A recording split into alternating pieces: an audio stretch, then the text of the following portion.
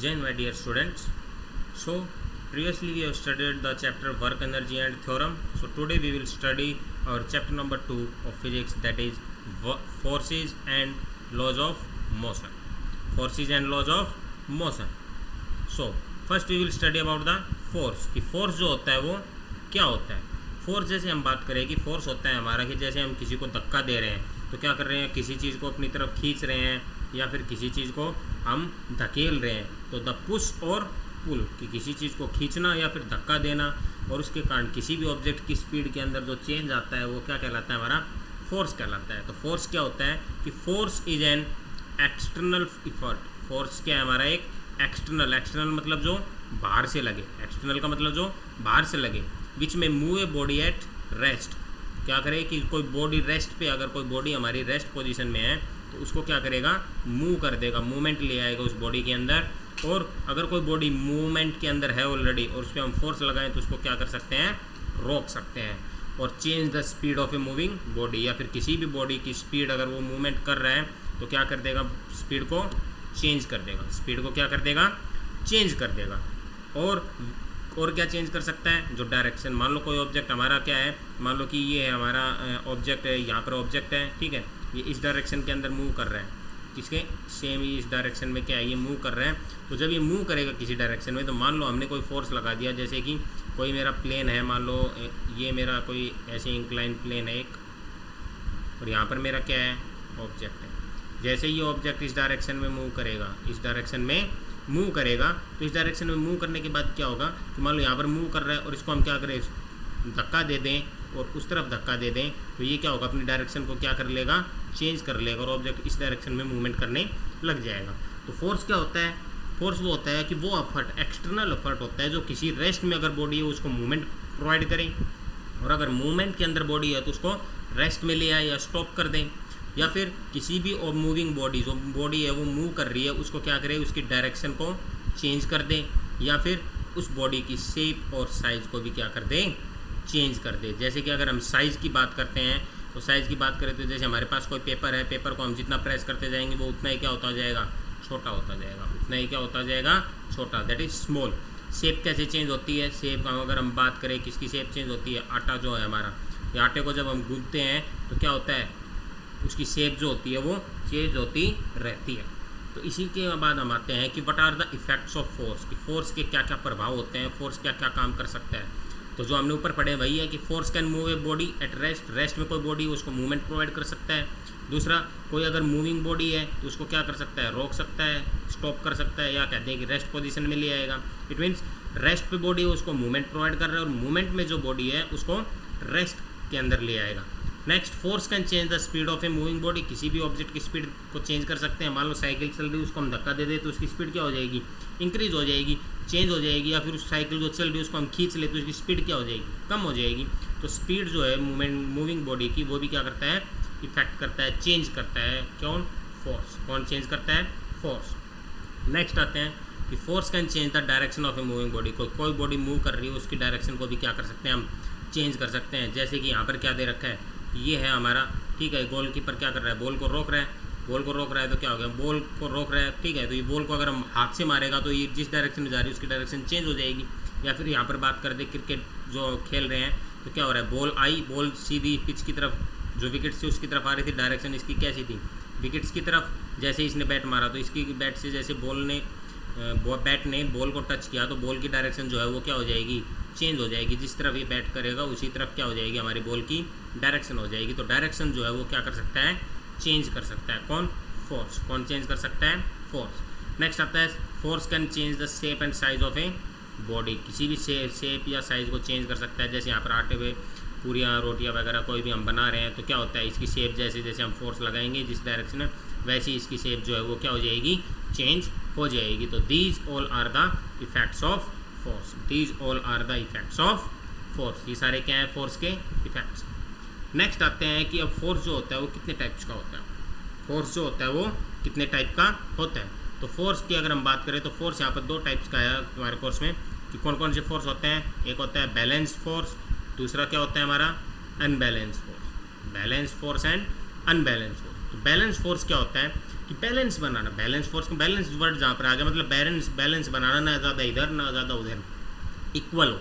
Balance का मतलब क्या है, बैलेंस कोई भी चीज़ कब होती है, जब जितने भी कोई इफेक्ट डालें, जितनी भी चीज़ इफेक्ट डालती हैं वो क्या इफेक्ट डालें, इक्वल इफेक्ट डालें, वो क्या होता है बैलेंस फोर्स। और अनबैलेंस में क्या हो जाएगा हमारा अनइक्वल। अनबैलेंस को अगर हम समझें तो किससे समझेंगे, अनइक्वालिटी से, कि if two forces, balance force के अंदर क्या होंगे, कोई भी दो forces act on a body in opposite direction, अगर अपोजिट डायरेक्शन में एक्ट कर रहे हैं, एक इधर है, जैसे यहाँ पर एग्जांपल है कि ये हमारे पास कोई बॉडी है, ये क्या हमारे पास कोई बॉडी है, एक फोर्स F1 है वो इस डायरेक्शन में हो रहा है, F2 कहाँ है, इस डायरेक्शन में एक्ट कर रहे हैं, कि two forces act in opposite direction में एक्ट कर रहे हैं, and if the both forces are equal, कि F1 जो है यहाँ पर अगर हम F1 की बात करें तो F1 इक्वल्स टू क्या है हमारा F2, F1 किसके इक्वल है हमारा F2 के इक्वल है, F1 किसके इक्वल है F2 के इक्वल है, then the resultant force acting on the body is zero. अगर F1 और F2 इक्वल है, ये इस डायरेक्शन में ले रहे हैं, इस डायरेक्शन में ले रहे हैं, तो दोनों का रिजल्टेंट फोर्स, क्या बात कर रहे हैं हम, रिजल्टेंट फोर्स कि मतलब द नेट फोर्स कि अगर हम बात करें तो रिजल्टेंट जो फोर्स होगा हमारे पास वो क्या हो जाएगा, will be equals to zero, क्योंकि ये इतना इधर लग रहा है इतना इधर, तो नेट फोर्स कितना हो गया जीरो। ये बॉक्स कहीं भी मूवमेंट नहीं करेगा। तो balance forces can not change the state of rest और मोशन ऑफ ए बॉडी, कि अगर ये रेस्ट पोजीशन में है तो रेस्ट में रहेगा और मोशन में है तो मोशन में रहेगा, क्योंकि फोर्स जो है वो जीरो हो गया हमारा, जो रिजल्टेंट फोर्स है वो क्या हो गया हमारा जीरो। अब बात करते हैं किसकी, अनबैलेंस फोर्स की। किसकी बात करें, अनबैलेंस फोर्स की। अनबैलेंस फोर्स की अगर बात करें कि दो फोर्स हैं किसी बॉडी पे अपोजिट डायरेक्शन में लग रहे हैं, यहाँ भी लग रहे हैं ये भी लग रहे हैं, ठीक है, बट यहाँ पर क्या है देखो, F1 जो है हमारा वो क्या है ग्रेटर देन F2, F1 क्या है हमारा ग्रेटर देन F2 है, कि F1 फोर्स ज़्यादा है F2 फोर्स कम है, तो ये बॉक्स किस डायरेक्शन में मूव करेगा, जो ज़्यादा है, यहाँ ज़्यादा फोर्स लग रहा है तो F1 की डायरेक्शन में ये बॉक्स क्या है मूवमेंट करना स्टार्ट कर देगा। And if one force is greater than the other, की एक फोर्स है वो दूसरे फोर्स से बड़ा है, तो रिजल्टेंट फोर्स जो होगा हमारा वो will not be equals to zero, zero के इक्वल नहीं होगा। ऐसे फोर्सेज को हम क्या कहते हैं, अनबैलेंस फोर्सेज कहते हैं। ऐसे फोर्सेज को हम क्या कहेंगे, अनबैलेंस फोर्सेज कहेंगे। और इस टाइप के फोर्स जो होते हैं वो किसी भी बॉडी की मोशन की स्टेट को या रेस्ट की स्टेट को क्या कर सकते हैं, चेंज कर सकते हैं। They can change the state of rest और the motion of a body. जैसे यहाँ पर एग्जांपल दे रखे हैं बैलेंस और अनबैलेंस फोर्स के।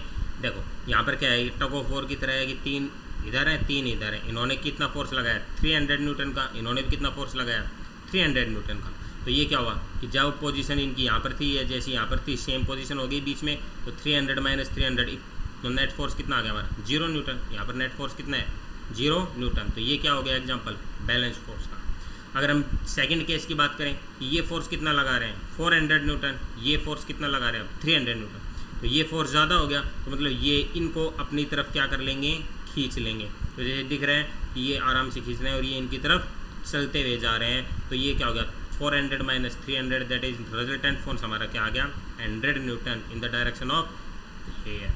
तो जिसका ज़्यादा फोर्स होगा बॉडी और जो होगी वो उसी पोजीशन के अंदर मूवमेंट करेगी या फिर रेस्ट करेगी। बैलेंस और अनबैलेंस फोर्स की अगर हम बात करें कि क्या क्या करैक्टरिस्टिक्स होती हैं, तो बैलेंस फोर्स देखो, बैलेंस फोर्स क्या होता है, इक्वल इन साइज होता है, दोनों तरफ इक्वल होते हैं, दोनों अपोजिट डायरेक्शन के अंदर लगते हैं बैलेंस फोर्स में। Do not cause change in motion, की किसी भी मोशन में अगर कोई ऑब्जेक्ट मोशन में है तो उसके अंदर कोई भी चेंज नहीं आएगा, या फिर रेस्ट में बात करते हैं तो रेस्ट के अंदर भी बॉडी के चेंज नहीं आएगा। लेकिन इसके अपोजिट जो अनबैलेंस फोर्स है वो क्या है, अनइक्वल इन साइज, साइज क्या है उनका अनइक्वल है, डायरेक्शन है वो वेरी करती है, cause A change in motion, ये क्या करते हैं मोशन के अंदर चेंज कर देते हैं। इनके अंदर डायरेक्शन के अंदर क्यों वेरी हो रहा है, ये डायरेक्शन में कह रहे हैं कि वेरी हो रहा है, ये देखो डायरेक्शन वेरीज। तो डायरेक्शन जो है वो वेरी क्यों हो रही है, क्योंकि जहाँ जिस डायरेक्शन का फोर्स ज़्यादा होगा जो ऑब्जेक्ट है वो उसी डायरेक्शन के अंदर क्या करेगा मूवमेंट करेगा। तो these are all are the characteristics of the balanced and unbalanced force. Next जो फोर्स आता है हमारा third, that is the force of friction. Force of friction, कि फ्रिक्शनल फोर्स क्या होता है। फ्रिक्शनल फोर्स बताया, जैसे फ्रिक्शनल फोर्स 7th-8th क्लास में पढ़ा होगा कि फ्रिक्शनल फोर्स वही फोर्स होता है जो किसी भी ऑब्जेक्ट के मूवमेंट को क्या करे, अपोज करे, रोके। वो कौन सा होता है हमारा फ्रिक्शनल फोर्स होता है। कि force of friction is the force, कौन सा फोर्स होता है विच अपोजिज, क्या कर रहा है हमारा अपोज कर रहा है किसको, मोशन ऑफ एन ऑब्जेक्ट को, किसको अपोज कर रहा है हमारा, मोशन ऑफ एन ऑब्जेक्ट को ओवर ए सरफेस, किसी भी सरफेस के ऊपर। एग्जाम्पल बात करते हैं, ball rolling on ground gradually slows down and comes to a stop due to the force of friction.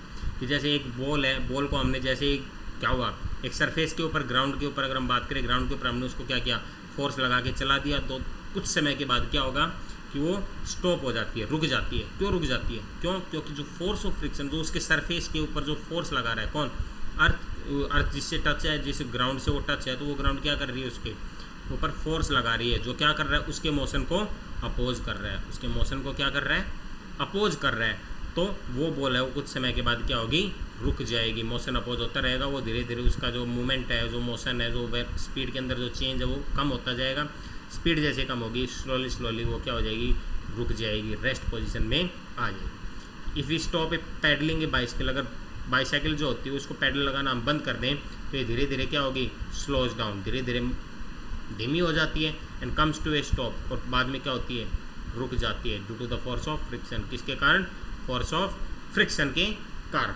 जैसे यहाँ पर एग्जांपल ये दे रखे हैं कि ये कोई क्या था, मेरा ऑब्जेक्ट था, यहाँ पे हम इसको इस डायरेक्शन में धक्का दे रहे हैं, तो ये मोशन इसी डायरेक्शन में करेगा, लेकिन इस डायरेक्शन में मोशन करने के बाद ये जो सरफेस, जो ये सरफेस है हमारा, ये सरफेस क्या करेगा, इसको फ्रिक्शनल फोर्स प्रोवाइड करता है, जो इस मोशन को क्या करेगा, अपोज, क्योंकि ये अपोजिट डायरेक्शन में हो गया, मोशन इस डायरेक्शन में, फोर्स ऑफ फ्रिक्शन इस डायरेक्शन में, तो ये दोनों अपोजिट हो गए, तो ये क्या करेगा, इसके मूवमेंट को रोक देगा, इसके मूवमेंट को रोक देगा, मतलब मोशन को क्या करेगा, अपोज करेगा। अब आता है कि an object with uniform motion, अगर किसी ऑब्जेक्ट का मोशन यूनिफॉर्म है, will continue to move with uniform motion, कब वो क्या है, यूनिफॉर्म मोशन में ही चलता रहेगा। If the force acting on it are balance, अगर बैलेंस फोर्स है तो कोई ऑब्जेक्ट मोशन में है तो मोशन के अंदर ही रहेगा, लेकिन अगर अनबैलेंस फोर्स है, if an unbalance force acts on the moving body, तब उसकी स्पीड और डायरेक्शन क्या हो जाएगी, चेंज हो जाएगी, स्पीड और डायरेक्शन क्या हो जाएगी, चेंज हो जाएगी। और अगर हमने